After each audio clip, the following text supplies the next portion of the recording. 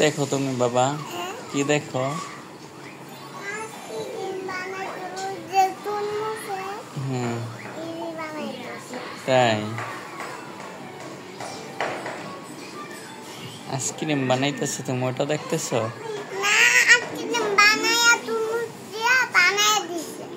তরমুজ দিয়ে আইসক্রিম বানাই দিছে। আচ্ছা ঠিক আছে, দেখো। এই যে দেখেন, সকালবেলা ঘুম থেকে উঠেই এই যে কার্টুন।